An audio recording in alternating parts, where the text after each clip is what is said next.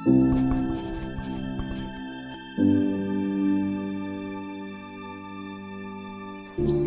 हुजरे में नहीं और कहीं पर रख दो। आसमां लाए हो, ले आओ, जमीन पर रख दो। पेश हैं डॉक्टर जनाब राहत इंदौरी। खाब, दवा, जहर, जाम, क्या क्या है, मैं आ गया हूं। बता इंतजाम क्या क्या है।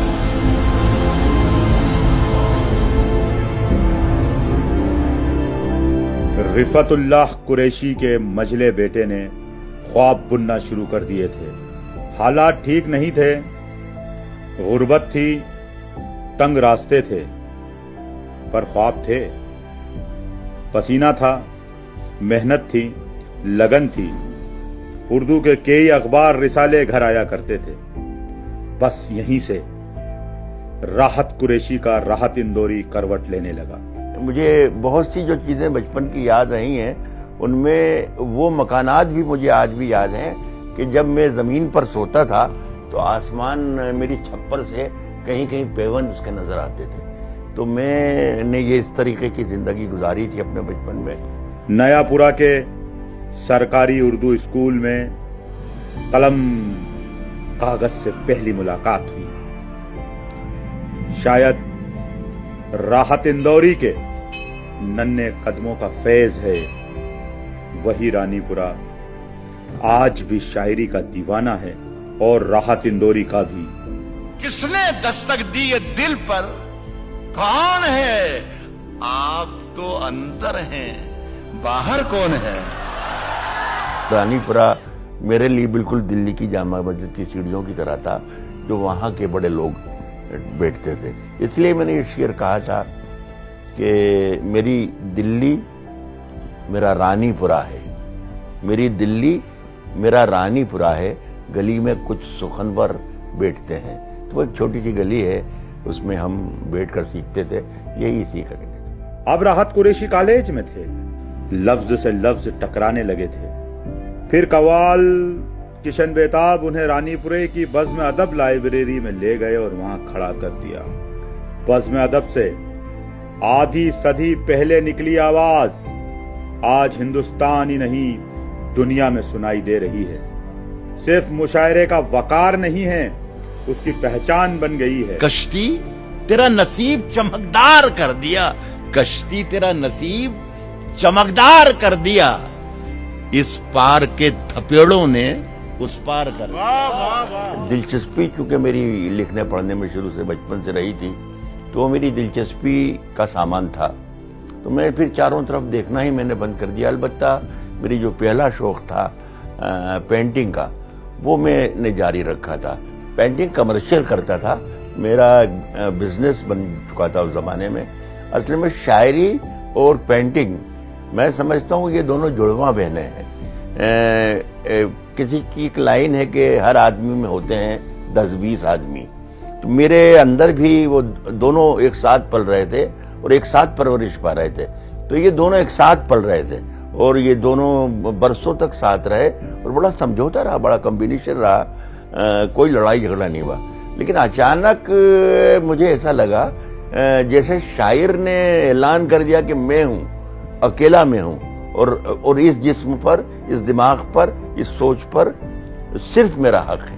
देवास के उस मुशायरे से शुरुआत हुई जिसकी सिफारिश उनकी माँ मकबूल बी ने की थी। जिसकी सिफारिश माँ कर देती है उसे किसी और सिफारिश की जरूरत नहीं पड़ती। वहां पर उस वक्त के हिंदुस्तान के जो टॉपर्स थे, बड़े शायर थे, वहां मैंने उनके बीच मुशायरा पढ़ा। उस जमाने में मेरे परिचय में, मेरे तारुफ में सिर्फ इतना कहा कि लीजिए सुनिए जनाबे राहत को। से पूछो क्या गजल मांगती है कितना लहू, सब समझते हैं ये धंधा बड़े आराम का है। मुझे कोई ना पहचानता था ना जानता था, लेकिन मेरा शेर जरूर था मेरे पास जो मैंने सुनाया और लोगों के दिलों में घर कर गया, लोगों ने पसंद किया और वहीं से फिर लोगों से मेरी सलाम दुआ हुई और धीरे धीरे धीरे धीरे धीरे सफर शुरू हो। राहत इंदौरी धीरे धीरे मकबूल हो रहे थे और घर से दूर भी हो रहे थे। मेरी बीवी ने 10 बरस तक मेरे बच्चों को पाला और 10-12 बरस के बच्चे जब हो गए तब मैंने देखा कि ये अब मेरे बच्चे इतने बड़े बड़े हो गए। मेरी बेटी, मेरे 2 बेटे, वरना मैं 20-20, 25-25 दिन के दौरे पर निकल जाता था, इन्हें मालूम नहीं होता था। सीमा राहत के लिए मुश्किलें थी जिनको शादी के शुरुआती दिनों में ही सुनना पड़ा था। शायर की बीवी हो, गुजारा हो जाता है, पर आगे अभी और बहुत कुछ सुनना था। वो सुनती रहीं, सुनती रहीं, सुनती रहीं और राहत इंदौरी पढ़ते रहे, पढ़ते रहे, पढ़ते रहे। हमारे सर की फटी टोपियों को तंज न कर, हमारे ताज अजायब घरों में रखे। क्या कहने। हिंदुस्तान ही नहीं, दुनिया भर में उनके शेर गूंज रहे थे। छाती ठोक कर कह रहे थे, बोल रहे थे, किसी की उन्हें परवाह नहीं थी, ना ही कहने से चूक रहे थे। जो नहीं होगा वो अखबार में आ जाएगा और चोर उचक्कों की करो कद्र के मालूम नहीं। चोर उचक्कों की करो कद्र के मालूम नहीं कौन कब कौन सी सरकार में आ जाएगा। वक्त के बड़े बड़े सूरमाओं के सामने उन्होंने अपनी बात कही और ऐसी कही कई बार हंगामा हो गया। लाल किले पर पढ़ने से उन्हें रोक दिया गया। नेता उनकी मजलिसों से, उनके मुशायरों से उठकर भागने लगे, पर वो बोलते रहे और अभी भी बोल रहे हैं। सभी का खून है शामिल, हिंदू, मुस्लिम, सिख, ईसाई, सभी का खून है शामिल। यहाँ की मिट्टी में किसी के बाप का हिंदुस्तान थोड़ी है।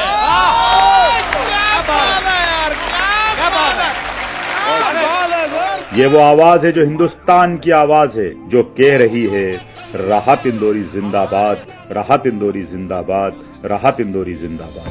अब क्या है कि हम अपनी जान के दुश्मन को अपनी जान कहते हैं। मोहब्बत की इसी मिट्टी को हिंदुस्तान कहते हैं।